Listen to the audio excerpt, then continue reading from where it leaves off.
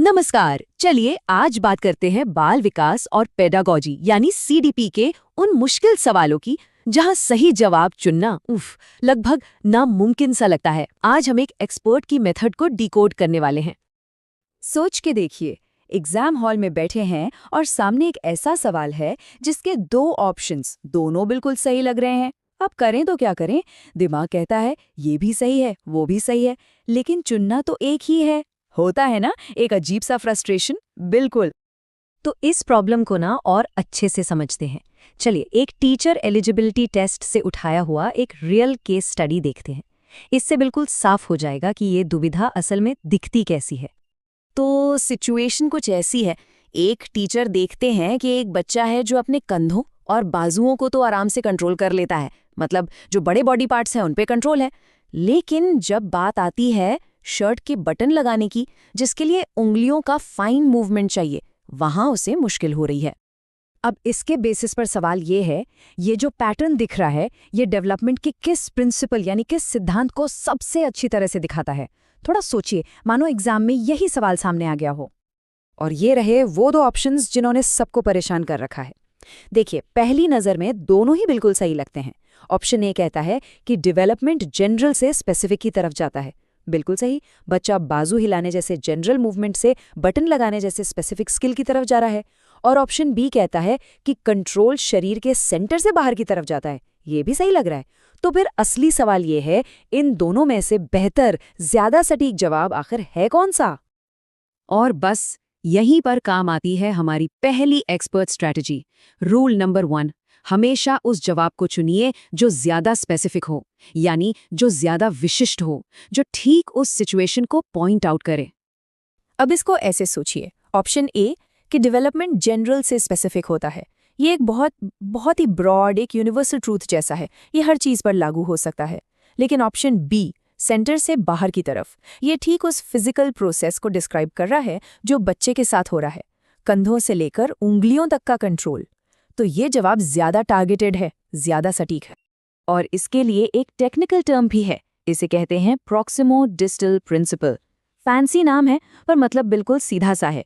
मोटा कंट्रोल जो है वो शरीर के सेंटर यानी धड़ के पास पहले डेवलप होता है और फिर धीरे धीरे बाहर की तरफ फैलता है, जैसे बाजुओं, हाथों और आखिर में उंगलियों तक।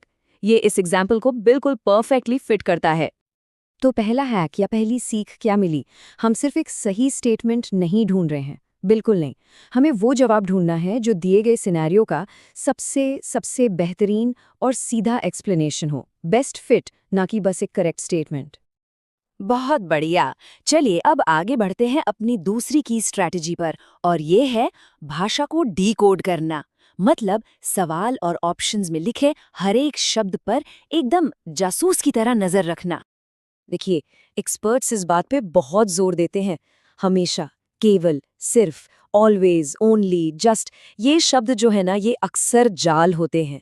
एग्जामिनर इन्हें इसलिए डालता है ताकि ऑप्शन गलत साबित हो जाए। क्योंकि सोचिए, ह्यूमन डेवलपमेंट में क्या कुछ भी इतना एब्सोल्यूट होता है? नहीं। तो बस ये वो ट्रैप्स हैं जिनसे बचकर निकलना है। चलिए इसको एक और केस स्टडी से समझते हैं। मान लीजिए एक बच्चा है जो एक ऐसे माहौल से आया है जहां रिसोर्सेज की कमी थी। अब उसे एक अच्छे स्टिम्युलेटिंग घर में अडॉप्ट कर लिया जाता है और उसकी एकेडमिक परफॉर्मेंस में सुधार दिखने लगता है। ठीक है, तो सीधा सा मतलब यही निकलता है कि माहौल से फर्क पड़ता है, क्षमता बढ़ सकती है। लेकिन रुकिए, कहानी में एक ट्विस्ट है।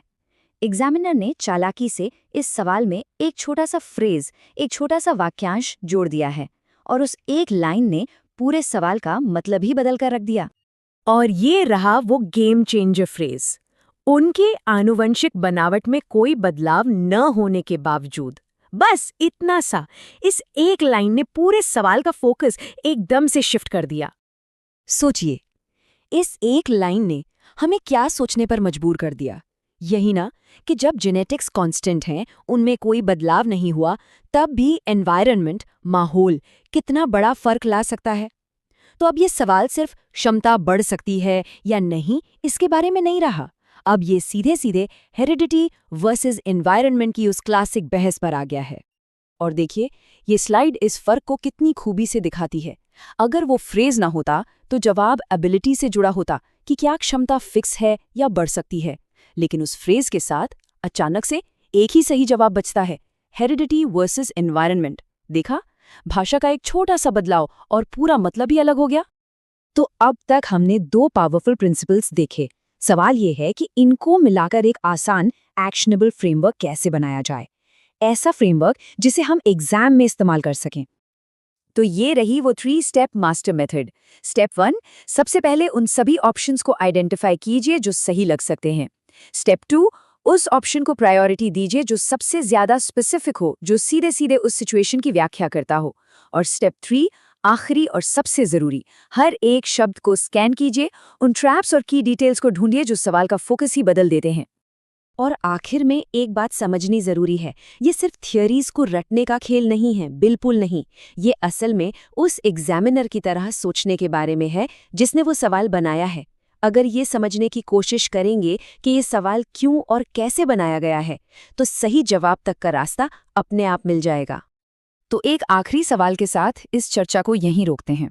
जरा सोचिए, अगर पढ़ाई सिर्फ फैक्ट्स याद करने के बजाय सवालों के पीछे छिपे ट्रैप्स और लॉजिक को डिकोड करने पर फोकस करने लगे, तो एग्जाम की तैयारी का पूरा तरीका ही कितना बदल सकता है। इस पर सोचना जरूरी है।